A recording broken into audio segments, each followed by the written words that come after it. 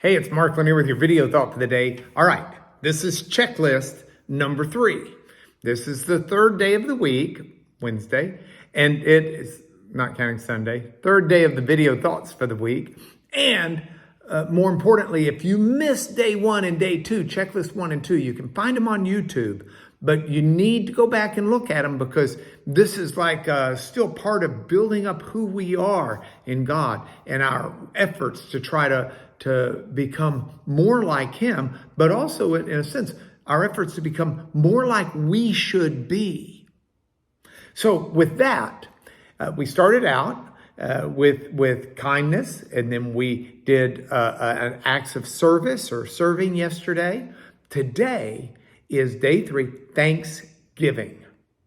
Now you may be thinking, okay, well, I'm a thankful person. That's okay. There's more to this. You got to hang on for the end of the message to get this exactly right.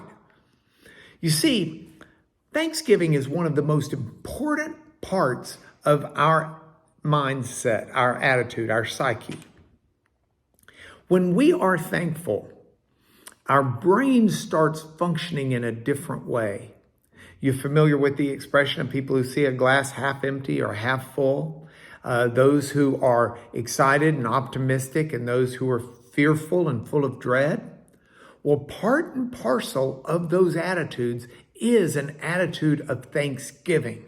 When we are thankful, it reorients our mind to finding the good.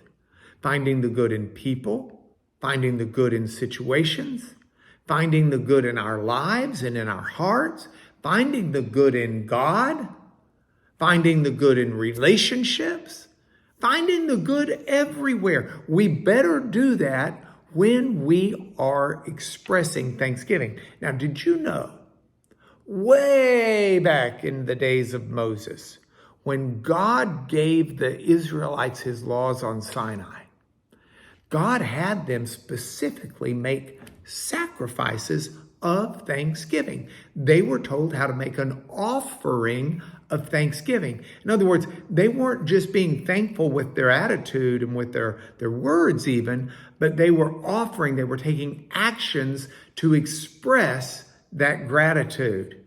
It's pretty cool. Now, once you get to Nehemiah, who's like after the return from Babylon, you get to Nehemiah, and Nehemiah even set up special singers to sing, quote, songs of thanksgiving. It says just like David had. And indeed, we read in the Bible that King David had people dedicated to singing songs of thanksgiving. But I'm not going to ask you to put on your checklist today to sing songs of thanksgiving, though great extra credit if you want to do it. Always a good thing to do. But instead, I'm going to ask you to do what we're instructed to do in Psalm 26, verse 7. That psalm says to proclaim thanksgiving aloud, telling all of God's wonderful deeds. Now think about that for a moment. Not just being thankful, but saying it out loud and recounting God's wondrous deeds, plural. So our checklist, I want you to say out loud, thank you, God, for, and then list at least 2 things that you wouldn't normally thank Him for. You say, well, I don't know what those would be. Well, think about it. That's part of reorienting your mind. But you got to do at least 2, and you got to do them out loud.